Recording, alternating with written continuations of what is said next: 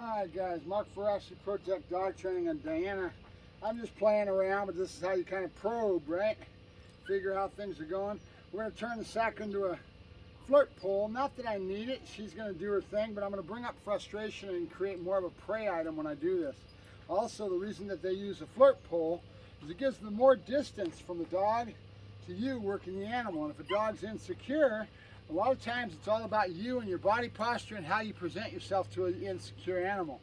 And keep in mind that I'm not a police dog trainer per se, where their mental attitude is totally different. They've got a stronger dog and they want a stronger dog. That dog has to be a lot more mature when they take them over here. There's a lot less weak dogs in that aspect than there are strong dogs, right? They'd have more tendency to have a real strong dog. They don't need a lot of help. The dogs are older, they're more mature, they're 15, 18 months old, and up from that when they start over here. Okay, they've got a lot of development over there in Europe. Believe me, these people are building their dogs to make sure that they can get them sold to law enforcement. So it's all about their breeding programs and what they're getting out of these young puppies. So I just put this on her so she can experience it. And I'm going to do a flirt pole. The thing with me is that these kids that you see working dogs, they get stuck into things. So they start working with a long PVC pipe and a flirt pole, and they're keeping it in there, creating a lot more prey, and they're creating more frustration and all that. But to me, I can do that with myself and my body posture. A lot of times they do not teach these young kids starting into Schutzen or starting into sports anything about how important body posture and presentation is to the animal. Okay, the advanced people, they know that because they've learned from experience and they've had the discussions maybe. But I start my people out very quickly learning how to work a dog in a different way. And it was taught to me by a guy that was a Vietnam vet, and he really accented exactly what was going on in the dog's head. And we always go back to that prey cycle, right? The hunt cycle, if you think about it. The dog is going to want to go after its prey, it's going to want to chase. And so it always sees its picture is the game and the animal, where the animal is showing them their back end, because they're always flying away from the dog and the dog is chasing.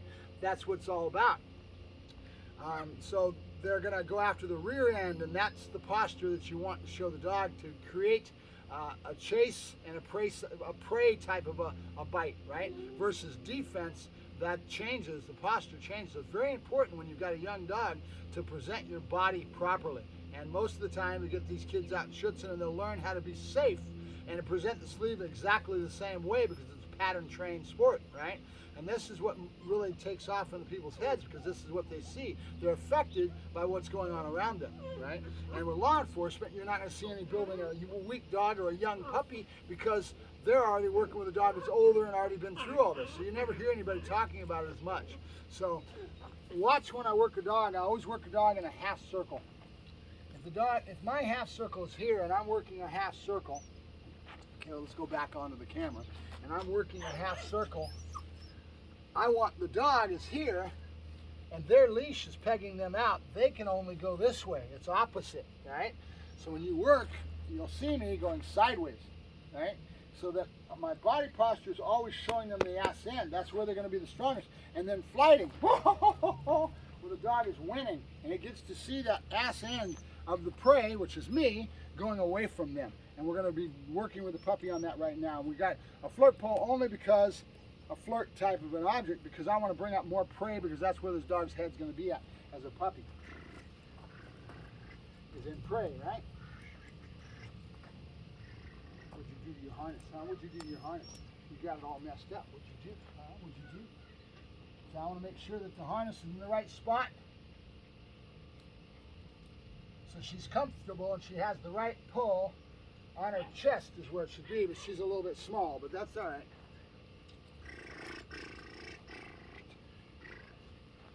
You little turd. You little turd. Quit spinning, you won't have that happen.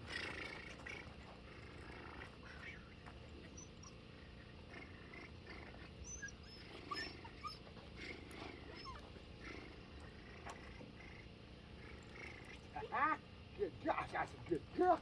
Good girl. Good girl.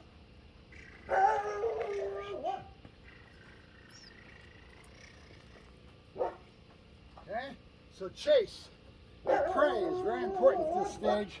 For a lot of young dogs, weak dogs, it doesn't matter. I'm going to kind of present the same thing, right? Good, good. The bite's not right. We're going to fix the bite. Good girl, good. Good girl, good. Yeah, good girl. Good girl.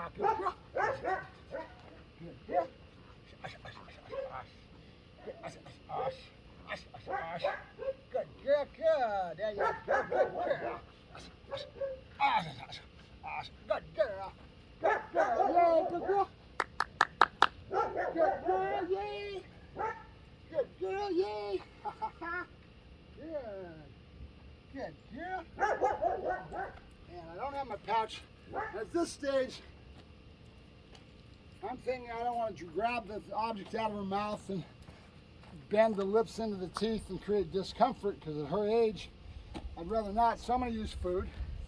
And I'm going to stuff it in her mouth and keep the same lessons without going, right? Out. Good, good. So we create a behavior pattern. Food goes in my face and I out because I want the food. And I'll do it that way a lot more than trying to put pressure on the animal to create discomfort with those sharp little teeth. Good, good. So let me make sure that this pouch is where I need it so I can work on that and be more diligent with that other lesson, which is out when you hear the word out, right? Create another behavior. Good girl. And now I'm going to get rid of my little float pole because this is the way I would work. I got 6 feet of arm. The arms are usually the same as my torso. And then 4 foot, 5 foot, 6 foot of sack. You notice I've wrapped up the ends with tape, and that's real standard. Creates a nice little tube so I can get a good bite surface, right? All right. Look at my body profile. Good girl, good. And I'm a pattern trainer. Get her used to my body profile. Good, good, good. And she'll learn after a while that when I start presenting and setting up that body profile that I'm going to flip into her and she'll be looking for it. And she'll strike after the prey. Good, yes. She's way back in the back. I want to fix it because I want it a little bit better, but that's all right. Good girl, good job, good girl. Good girl. And I don't know if that ripping is all that good, but we can solve that a little later. Where she's frothing and ripping at the prey. We want her to push, but we got to start somewhere. Good girl. All right, out, out. Good, good, good. Good girl, good. One more, we're done.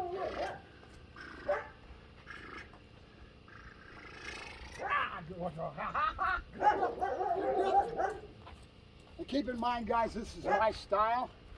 There's not many people that are going to accent the way I work a dog because they're doing a lot more things that have been set in with some of the sports that are around it. Schützen, ring sport. Ring sport, they'd be out here with a leg sleeve, right? All I'm trying to do is get the dog to strike properly and be at the back of the mouth. Good girl. So I'll end it right there. She had a good little bite. She came in, she got to see my leg. As we go along, I want to get this dog touching my body. I want to put my leg out there and let her feel the confidence because I like a dog that does a lot more body type of stuff. You see Schützen, they don't want the dog touching you with their paws. I want the dog to wrap and really commit themselves into the fight. Good girl. Out. Good. One more for you, baby. Good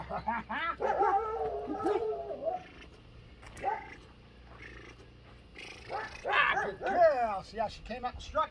Bite's not right though. And that's my fault. Good girl. Good. Yay, good girl. She recommitted herself all the way back to the back. Good girl. And I'm going to do a little push pull. Good girl. Yay, let her win. Alright, Mark Ferrasci, Protect Dog Training.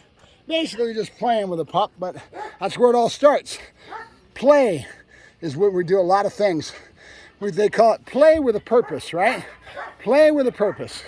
Alright, I'll talk to you guys later. Mark Ferrasci, Protect Dog Training, signing off with Diana.